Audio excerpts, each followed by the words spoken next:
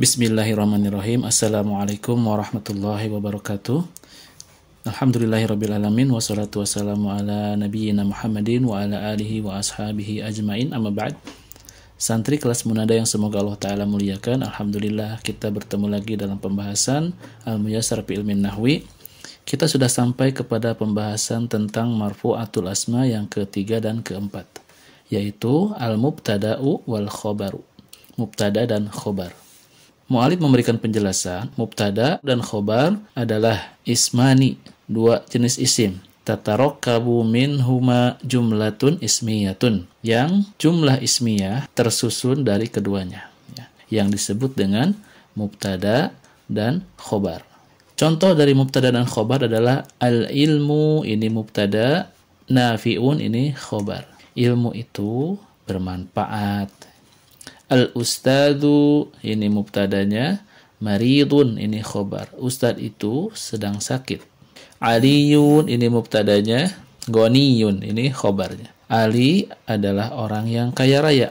Anta, ini mubtadanya, mujtahidun, ini khobarnya. Engkau adalah orang yang bersungguh-sungguh. Dan satu jumlah ini, paduan antara dua kalimat ini, yaitu mubtada dan khobar, ini disebut satu jumlah. Jumlah ismiyah. Ini pun sama, dari al-ustadu sampai maridun, ini pun sama jumlah. Aliyun, ghaniyun, ini pun jumlah. Anta, mujtahidun, ini pun jumlah. Yang dinamakan dengan jumlah ismiyah. Kenapa? Karena dia didahului dengan isim. Jadi, mubtada dan khobar adalah dua isim yang jumlah ismiyah tersusun dari keduanya. Sampai sini paham ya? Kita lanjutkan. Amal mubtada'u, adapun mubtada, bahwa ismun adalah isim muhbarun anhu, yang diterangkan tentangnya. Wal khobaru, dan khobar adalah yang menerangkan, menjadi penjelas, menjadi keterangan tentang mubtada. Contoh tadi kan anta itu siapa? Tidak ada kejelasan di situ. Datanglah khobar, mujtahidun adalah orang yang bersungguh-sungguh. Maka khobarnya mujtahidun itu memberikan keterangan, menerangkan atau menjelaskan. Makanya dengan perpaduan mubtada dan khobar, maka suatu jumlah menjadi mufid, memberikan faidah. Wal jumlatul murakkabatu, dan jumlah yang tersusun minal mubtada'i, dari mubtada, wal khobari, dan khobar, tusamma, dinamakan jumlatan ismiyatan, jumlah ismiyah. Itu adalah pengertian singkatnya. Berikut contoh-contohnya serta keterangan lanjutan dari mu'allif. Kita akan lanjutkan. Mubtada itu terbagi menjadi dua. Yang pertama adalah dohirun, yang kedua adalah domirun. Dohir dan domir tentu antum sudah paham ya. Kita akan langsung ke contoh. Allahu, lafdzu jalalah Allah, ini adalah mubtada, sami'un, ini adalah khobar. Yang dimaksud dengan mubtada dohirun adalah lafdzu jalalah Allah. Isim di awal jumlah dan dia nampak secara lafaz, maka itu adalah mubtada dohir. Contoh berikutnya, al-adibu, ini adalah mubtadanya, mahbubun, ini khobarnya. Mana mubtada dohirunnya? Yaitu al-adibu. Orang yang beradab itu dicintai. Ya. Jadi khobar ini menerangkan tentang orang yang beradab. Kemudian al-bintu. Nah, ini al-bintu, ini mubtada dohirnya. Ini khobarnya. Al-bakhilu, ini mubtada dohirunnya. Ini adalah khobarnya. Al-bintu mujtahidatun. Anak perempuan itu adalah seseorang yang bersungguh-sungguh. Al-bakhilu madhmumun. Orang yang pelit itu adalah yang tercela. Ya. Jadi ketika kita mau mengartikan suatu susunan kalimat ya, yang dia merupakan mubtada dan khobar, maka boleh kita artikan dengan adalah. Ya. Al-bakhilu, orang yang pelit adalah madhmumun, yang tercela gitu.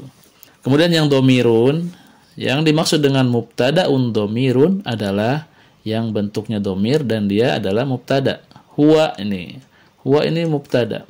Hiya ini pun mubtada. Anta ini pun mubtada. Ana ini pun mubtada. Huwa, hiya, anta, ana ini adalah domir.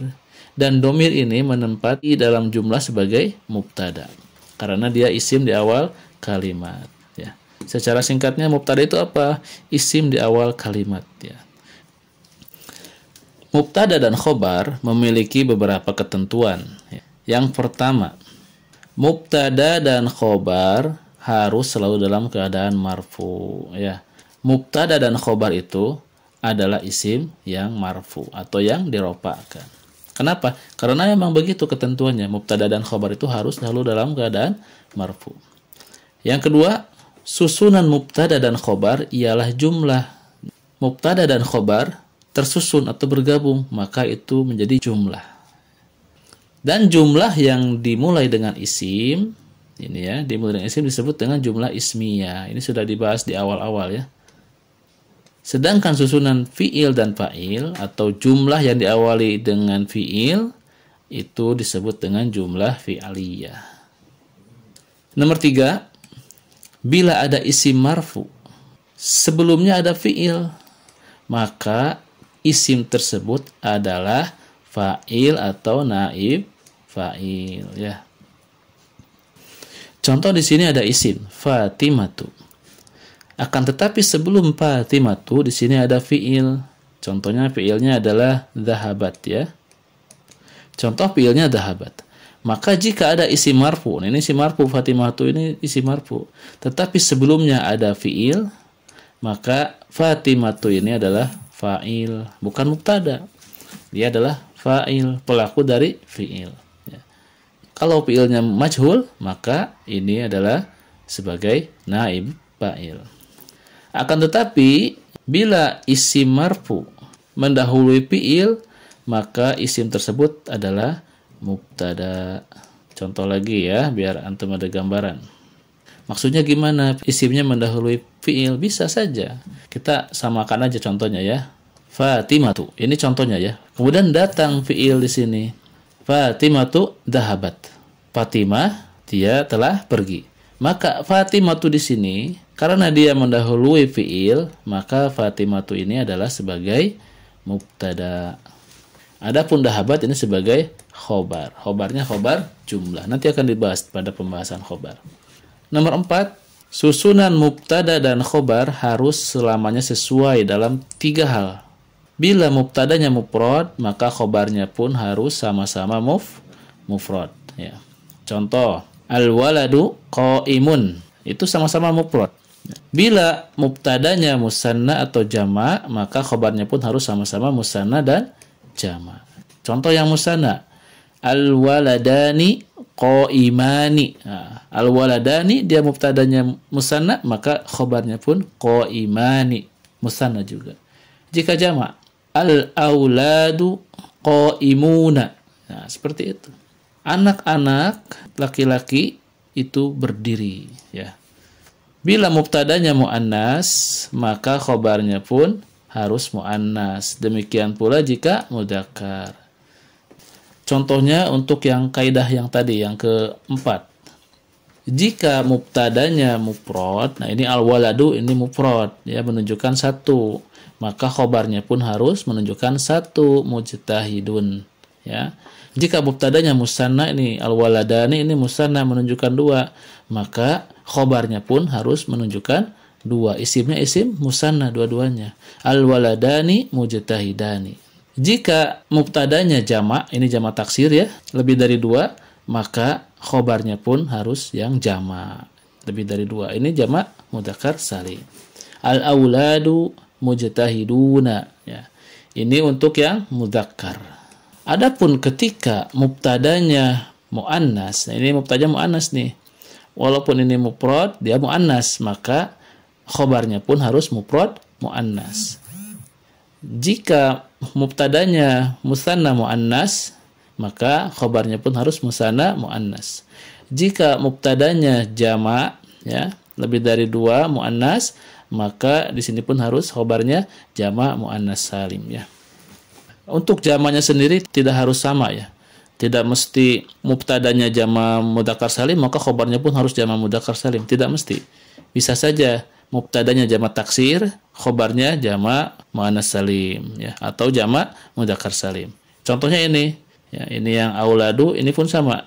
Mubtadanya ini jama' taksir, khobarnya jama' mudzakkar salim. Demikian pula yang ini, al-banatu ini jama' taksir. Mujtahidatun khobarnya jamak muannas salim ya. Ini adalah untuk muannas. Ingat ya, jika mubtada satu atau mufrad maka khobarnya mufrad. Jika mubtada musanna maka khobarnya pun musanna. Jika mubtada jamak khobarnya pun jamak. Dan jika mubtadanya mudzakkar maka khobarnya pun semuanya harus mengikuti mudzakkar. Dan demikian ketika muannas maka khobarnya pun muannas ya.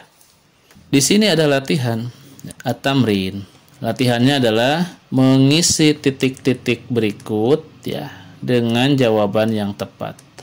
Jawabannya bagaimana? Jawabannya adalah membuat mubtada dan khobar yang sesuai.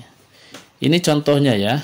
Al-mudarrisu hadirun. Seorang guru itu atau guru itu hadir. Al-mudarrisu ini adalah bentuk mufrad. Hadirun ini pun bentuk mufrad. Al-mudarrisu ini bentuk mudzakkar ya. Maka khobarnya adalah mudzakkar. Sekarang pertanyaannya adalah musanna. Nah, ini musanna. Musannanya musanna mudzakkar. Maka kita ganti al-mudarrisu ini menjadi isim musanna. Apa isim musanna untuk al-mudarrisu? Silahkan dikerjakan ya. Dan khobarnya pun sama. Musanna untuk hadirun. Nah, bagaimana jadinya? Silahkan dikerjakan. Kedua, jam'ul mudzakkar. Jika jamak mudzakkar, maka bagaimana bentuknya? Al-mudarrisu jadi jamak mudzakkar, jadi apa ya? Dan hadirun jamak mudzakkar jadi apa? Demikian seterusnya mufrad muannas, musanna muannas dan jam'u muannas ya.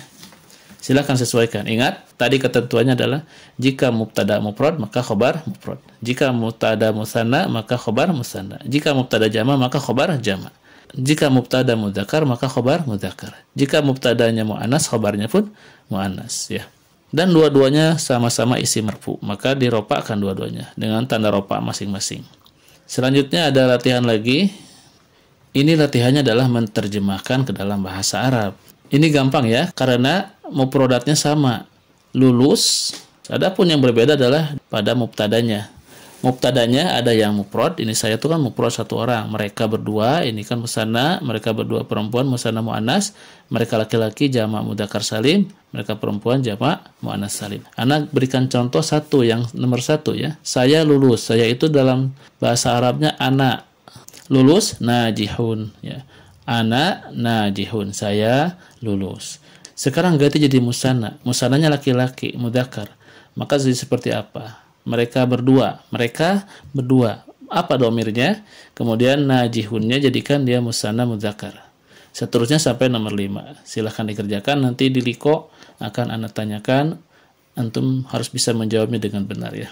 Taib, demikian untuk video pembelajaran kali ini. Cukup sampai di sini saja dulu ya. Silakan dikerjakan latihan-latihannya dan insya Allah di liko akan Anda tanyakan lebih lanjut tentang pemahaman antum mengenai materi yang disampaikan ini. Semoga bermanfaat. Subhanakallahumma wa bihamdika asyhadu an la ilaha illa anta astaghfiruka wa atubu ilaik. Wassalamualaikum warahmatullahi wabarakatuh.